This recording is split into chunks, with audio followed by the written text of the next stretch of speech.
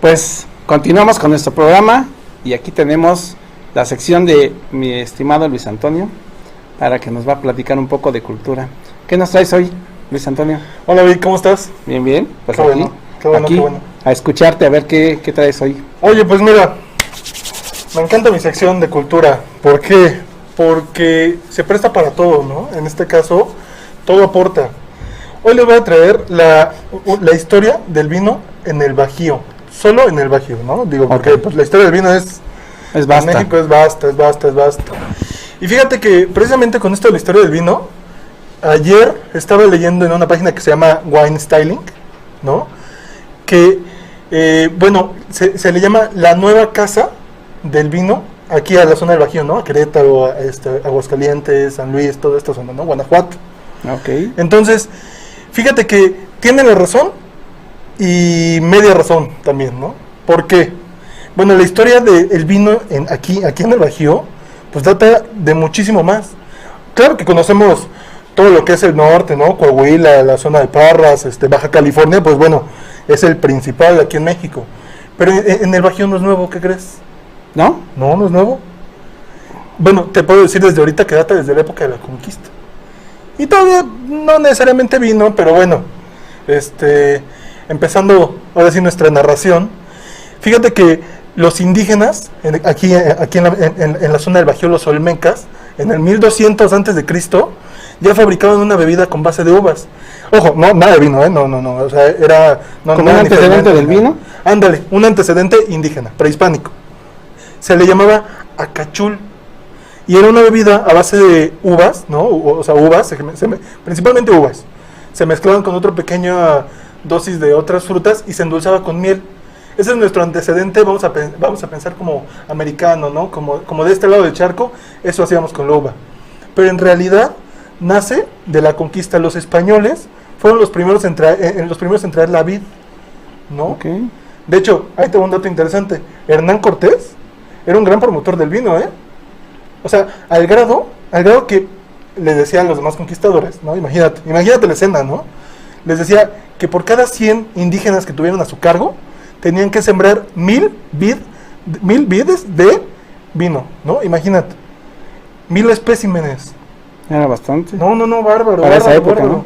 Una cosa maravillosa, ¿no? Y bueno, en algún momento el rey Carlos V, ¿no? Del otro lado del charco, pues empieza a promover que cada barco de vino cargara con cepas, ¿no? Para poder traerlas aquí a la Nueva España. Entonces, fue una época de promoción del vino muy grande. Pues sabemos que en Europa prácticamente nacieron abrazados, ¿no? De la botella. Y bueno, pues obviamente llegan los españoles y pues se lo traen, ¿no? Se lo tenían que traer, o sea, de a fuerzas. Entonces, bueno, pues ya avanzando un poquito más en la historia, con la evangelización, ¿no? Se empieza a expandir a todo México. Y ahí, fíjate, ahí, con el vino, de hecho, unos frailes se van al norte, ¿no? Buscando minas de oro.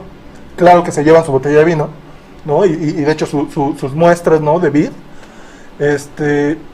Y bueno, van al norte y ahí es donde se agarran, te digo, la zona de Parras de Coahuila, ¿no? La zona de Baja California, pues porque tenía como el clima ideal y todo lo que tú quieras, ¿no? Entonces, vámonos 300 años en el futuro, ¿no? Llega la época de la independencia, poquito antes. Fue una época muy prolífera para el vino. Pero lo que pasa con la época de la independencia es que, fíjate, Miguel Hidalgo era también gran promotor del vino, ¿eh? De hecho, pues, Okay. le gustaba tener como sus reservas ahí, haz de cuenta como en su jardín. Como era un degustador del vino. No, pues imagínate, yo creo que cada personaje histórico tenía su huertito en aquella época. Y hoy en día también, digo, cada quien. Sí. Bueno, Miguel Hidalgo era gran promotor del vino, pero pues bueno, lo que sucede con la época de independencia, tú sabes, ¿no? O sea, se desarrolló principalmente en la zona del Bajío. Pues aquí se gestó, ¿no? Aquí en Querétaro.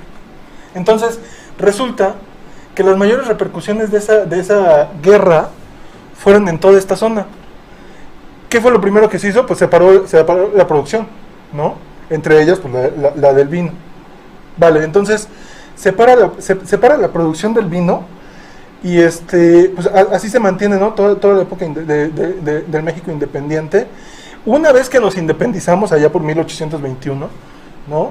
Pues nuestro querido Iturbide también fue otro gran promotor del vino. Fíjate, puros promotores del vino. Sí. Es como algo, siento yo, Es como algo que va acompañado de... De los movimientos sociales de la historia de México. Ah, ándale. Los movimientos sociales de la historia. No me puedes decir nada más perfecto. Como que cada personaje ha tenido cierta afinidad. Ok. Imagínate que Iturbide, ¿no? En aquella época de gran nacionalismo, pues le pone impuestos al vino extranjero. No quería, y fíjate, el peor para España en aquella época. Pues, claramente, ¿no? O sea, estaban... Bueno, pues, Estaban enojados. no, pues sí. O sea, tenían este problema, ¿no? Le pusieron el 40% del impuesto del vino español. Y extranjeros, que en general es solo el 20%. Ojo. Y los vinos nacionales solo tenían el 10%, ya se producía vino, ¿no? Ok. Pasa el tiempo después, el impuesto español se queda igual, digo, de entrada, pero quitan el impuesto nacional. Entonces la distribución era libre de impuestos. O sea, imagínate, pues la fe, el cariño que le tienen a la bebida que siempre acompaña a todos, ¿no? Ok. O sea, pues bueno, se fomentó muchísimo el crecimiento en aquella época. Pero ¿cómo sobrevivió en esa parte? Porque obviamente los movimientos sociales, sí se mantuvo el vino, se destruyó, o porque aquí se perdió hubo momentos en que hubo vino y de repente como que desapareció, ¿no? Ah, pues fíjate, es lo que te digo. O sea, la producción, después de la época durante la época bélica, ¿no? Se suspende y casi que desaparece, ¿no? Pues, o sea, estás hablando de 11 años sin producción de vino, pues nadie sobrevive a eso, ¿no? Entonces, pues bueno, vale, traíamos la tradición del vino, venía en auge, todo a una escala muy, muy local, y de repente pues se para. Entonces, poco a poco Iturbide, pues bueno, con su ley de impuestos y todo, empieza a subir un poquito más la producción, un poquito más la afinidad. Claramente no había como la potencia que en ese momento, que bueno, hoy tenemos, ¿no?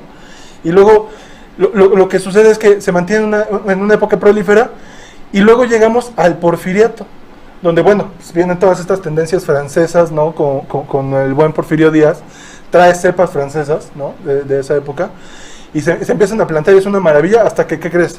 Llega la revolución.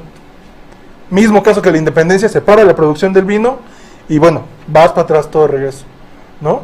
Entonces... La guerra destruye todo eso. Sí, no, eso es una cosa terrible. Pero bueno, o sea, te estoy dando cuántos alzamientos hubo, ¿no? De la producción vinícola. Entonces, hoy en día, bueno, tiene muy poco tiempo, ¿no? Después del Porfiriato hubo una época como de muy baja producciones muy locales. Y después, ya como estamos hablando de que en los años 40, 50, pues viene la institución principal de aquí del vino en Querétaro, encargada de promover. Y a partir de ahí es de donde viene despegando el vino. De los 50, ojo, de los 50 se promueve, pero el auge, estamos hablando ya como por ahí de los 70, con algunos de los viñedos más antiguos aquí en Querétaro. ¿Y quién es el viñedo más antiguo aquí en Querétaro? Pues fíjate que comercializar en masa, La Redonda, ¿no? Que es el más antiguo. Tradición de 40 años. Ah, ok. Digo, no estamos haciendo comerciales, pero fue el Don Jacinto, ¿no? Okay. Fue un inmigrante que vino a poner su primera casa del vino. 40 años llevamos aquí. Y después empezó como que empezar a retomar su auge, ¿no? Empezó como que sí a tomar fuerza Querétaro como un estado vinícola, ¿no? Ah, pues mira lo que pasa, bueno, ya pasamos por toda esta época de los 70s, ¿no? Donde empieza el boom. Y bueno, en ese entonces pues hablamos de que solo estaba Freixenet y solo estaba La Redonda. Pero de 15 años para acá, ahorita podemos hablar de 20 vinícolas en el estado, solo en el estado, ¿no? 20 vinícolas diferentes, cada una con sus propiedades y sus maravillas. Okay. Pero, pues, bueno, el enoturismo y todo esto ha venido creciendo en los últimos años, y creo que es una gran oportunidad también para, pues para dar un poquito de plusvalía, ¿no? A cosas más allá del centro histórico aquí en Querétaro. Claro. Hay unos que tienen por su calidad o por su cepa de uvas que finalmente han destacado, pero por ahí oí un comentario de que hay una también, sin mencionar nombres, que una que maneja los vinos de autor, ¿no? También, ¿no? Ah, pues precisamente, fíjate que Rancho La Azteca es precisamente el primero en lanzar el vino de autor. ¿Sabes cómo se llama? ¿Cómo te imaginas? Un nombre, el que sea. ¿No? ¿Tradicional o qué? Se llama, ojo, Pretexto. Ah, ok. Pretexto, digo, qué mejor, ¿no? Sí. Qué mejor nombre, una maravilla. Y bueno, esta casa, ¿no? Viñedos La Azteca, lanza su primer vino de autor. Ha sido una gran historia, ¿no? A veces algunos piensan que de hecho los vinos aquí en Querétaro son a lo mejor una extensión de los del norte, ¿no? Y los del norte a su vez son una extensión de California, pero pues no es el caso. Digo, pues te acabo de comentar, pues estamos hablando de tradición de 500, 600 años. No, pues es que yo creo que es bastante interesante, Luis, porque finalmente toda esa parte, yo creo que Querétaro se está destacando ahora por tener un nuevo auge y finalmente está en el concierto internacional, ¿no? También, ¿no? Van a venir algunas concursos también que tienen todos los vinícolas de aquí, ¿no? Que tienen concursos internacionales, que pues para ganar sus premios también por su vino, ¿no? Nos va a ir muy bien. Son vinos jóvenes, pero muy creativos. Okay. Muy creativos.